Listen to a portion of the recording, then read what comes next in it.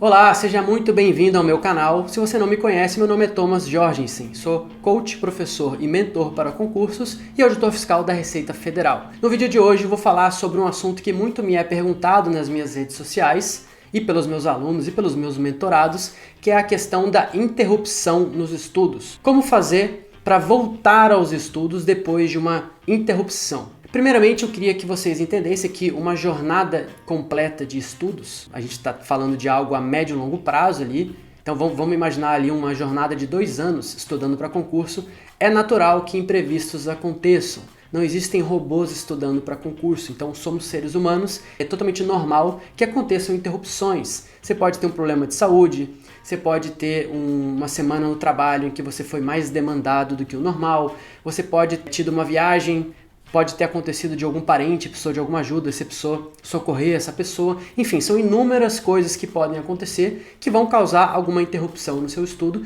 e não é isso que vai te reprovar. As interrupções que acontecem são mais um dos obstáculos, que a gente tem que enfrentar e como todos os obstáculos a gente enfrenta, a gente derrota e a gente segue estudando da melhor forma possível. Então, fiquem tranquilos com relação a isso, não existe uma trajetória perfeita sem interrupções. A grande questão é, quando essas interrupções acontecerem, vocês precisam fazer uma autocrítica, vocês precisam entender o que está acontecendo.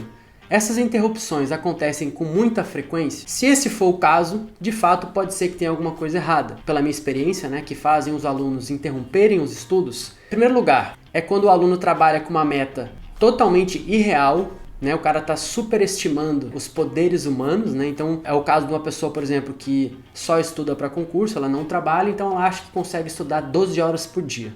E aí, à medida que o tempo vai passando, ela percebe que ela não consegue cumprir essas 12 horas. E aí, nos dias em que ela conseguir estudar 7, 8 horas, ao invés de fazer essas 7, 8 horas, que já é uma carga horária extraordinária, ela não estuda nada, porque ela fica esperando aquele momento em que ela consiga cumprir toda a carga horária.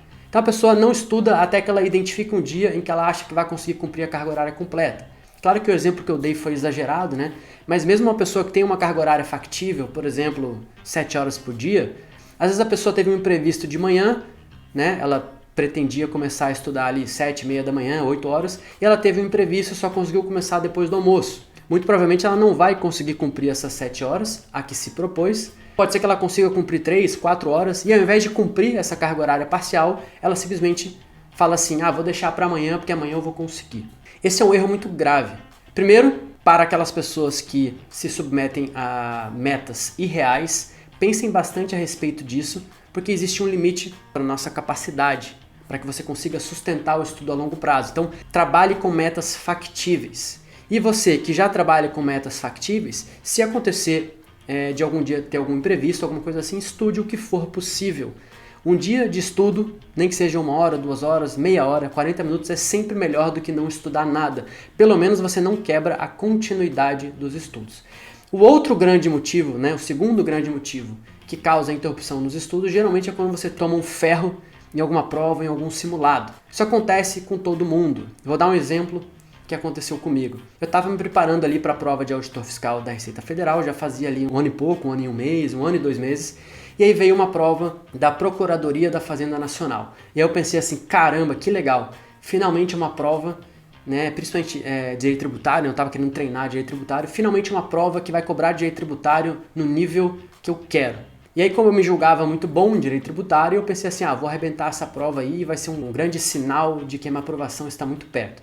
Aí eu fui sentar para fazer a prova, das 20 questões eu acertei 8. Eu acertei 40% apenas das questões de direito tributário. A maioria das pessoas ia ficar decepcionada, ia ficar triste, ia ficar desiludida, ia interromper os estudos, ia ficar choramingando, mas o que eu estou fazendo de errado, nada vai dar certo, estou colocando tudo a perder, preciso mudar tudo e tal. Ao invés de pensar dessa forma, eu arregacei as mangas e pensei, vou extrair o máximo que eu puder desse simulado. Então eu estudei todas as questões daquele simulado, eu pesquisei, eu aprofundei, eu exauri todas as informações que aquele simulado poderia me passar, para que eu pudesse sair mais forte daquele simulado do que eu entrei. Então, quando você tomar um ferro numa prova ou num simulado, enfim, isso é normal. Esses são os obstáculos que você vai vencer e ao final de cada um desses obstáculos você vai sempre estar mais forte do que você entrou. É assim que você cresce como concurseiro.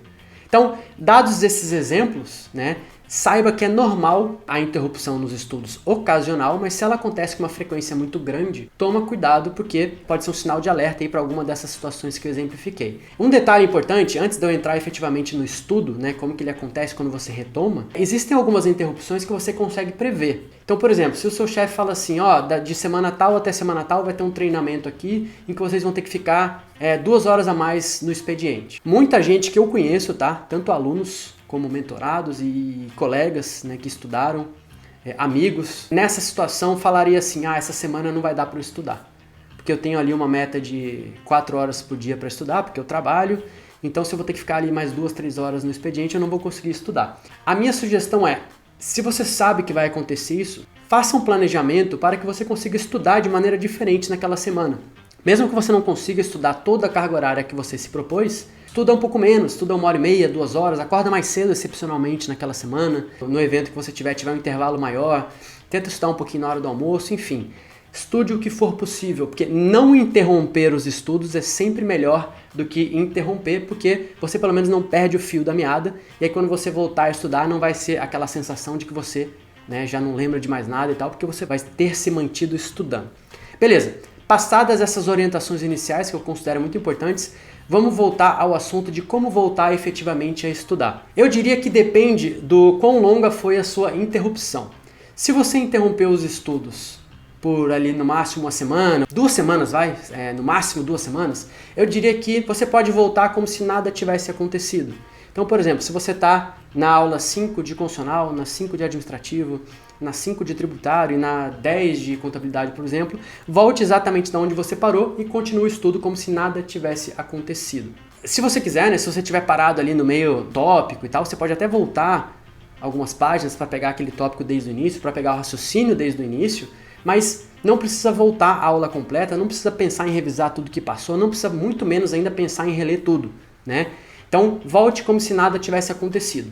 Deixa eu fazer um parêntese aqui. Independentemente da forma como você voltar a estudar, nunca pense em reler completamente todas as aulas que você já estudou por causa de uma interrupção. Porque isso acontece com muita gente. A pessoa está sempre começando do zero porque ela estuda 2, 3 aulas, aí teve uma interrupção, aí fala, não, vou ter que estudar tudo de novo porque eu esqueci. Ou a pessoa, pior ainda, estudou mais aulas e aí interrompeu, aí tem que voltar tudo. Aí a pessoa já leu a mesma aula 3, 4 vezes, isso é muito desanimador. Então, em hipótese alguma, cogite reler a aula inteira. A não ser que você tenha começado a estudar 1 semana e parado por 3 anos, aí beleza, né? Você nem começou a estudar, ficou 3 anos fora, aí você até pode voltar a ler uma aula completa, mas em circunstâncias normais, há outras formas de resolver, como eu estou explicando agora. Então, o primeiro caso, se você parou aí por 1 ou 2 semanas, volte como se nada tivesse acontecido. E agora, o segundo caso, se você parou por alguns meses, sei lá, 2 meses, 3 meses, 4 meses, 6 meses, aí eu acho que vale a pena uma providência especial, né? Tomar algumas providências. Por exemplo, vamos supor que você está lá na aula 5 de cada disciplina. O que eu cogito, o que eu sugiro que vocês façam? Vamos supor que você estude ali, para simplificar, 6 horas por dia, 4 metas de 1h30. Então você estuda 4 disciplinas por dia. O que eu sugiro que você faça? Em cada uma dessas disciplinas, vamos supor que você parou na aula 5, né? Revise as aulas 0, 1, 2, 3, 4, 5, antes de voltar a estudar da onde você parou. Como que você faz essa revisão? Dá para fazer de maneira mais ágil. Por exemplo, cada meta que você tiver de uma disciplina, que vai ser ali, por exemplo, de 1h30, você pega algumas questões de uma aula, começa lá da aula 0, pega ali, sei lá, 20 questões da aula 0, ou pelo menos faz ali 1 hora de questões da aula 0, tá? Pega a aula 0, faz 1 hora de questões e deixa meia hora final para fechar 1h30, né? Para você revisar, reforçar e solidificar os assuntos mais frágeis daquelas questões que você resolveu, daquela 1 hora de questões. Aí na próxima meta, que é a próxima disciplina, você vai e faz isso com a aula 0 da outra disciplina. E aí você vai vencendo a aula 0, a aula 1, a aula 2, fazendo isso dessa forma. E aí em pouco tempo, dependendo da sua carga horária, no caso eu sugeri 6 horas por dia, de repente em menos de 2 semanas você já revisou todas as 5 aulas e aí você já está pronto para retomar exatamente de onde você parou. Então, por que eu gosto de revisar por questões? Eu sempre defendo a revisão por questões, não apenas por questões, mas revisar por questões possibilita que você passe por diversos assuntos em pouco tempo, porque cada questão vai tratar de um assunto diferente da aula, né? Então até se você reparar que na aula as questões estão agrupadas por bloco, então tipo assim, as primeiras 10 questões são sobre um assunto, as outras 10 são sobre outro assunto, você pode fazer picado, pode fazer, por exemplo, a questão número 1, a questão número 6, faz de 5 em 5, né, para você ter certeza de que você vai abranger mais assuntos dentro daquela 1 hora. Então, depois de ali poucas semanas, talvez menos de 2 semanas, você já retomou, né, já voltou do ponto em que você estava, e aí você pode voltar a estudar exatamente do ponto onde você parou, porque você já deu uma solidificada, uma revisada nos assuntos, nas aulas que você já estudou.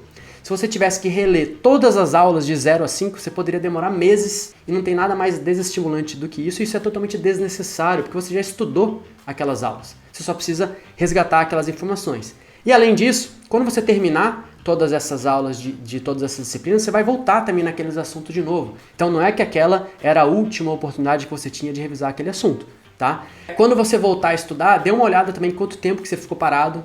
Pode ser que vale a pena pegar um material mais atualizado. Então, por exemplo, se você ficou 1 ano parado e você estudou 5 aulas de uma determinada disciplina, de repente você pode até manter o material daquelas 5 aulas, porque você já maceteou, já fez anotações, já personalizou, mas dali em diante você pode pegar aulas de um novo pacote ou de um livro mais atualizado para que você sempre esteja estudando, na medida do possível, um material mais atualizado. Se você não quiser fazer questões das aulas, você pode fazer questões de sistema de questões, por exemplo. O exemplo que eu dei ali das aulas 0 a 5, pode pegar ali um sistema de questões e filtrar questões de cada uma das aulas, ou pode fazer uma bateria de questões, né, misturando as questões da aula 0 a 5, se você estiver um pouco mais confiante, e aí você pode até demorar menos tempo para revisar tudo, né? Menos que 2 semanas, enfim, dependendo da sua carga horária.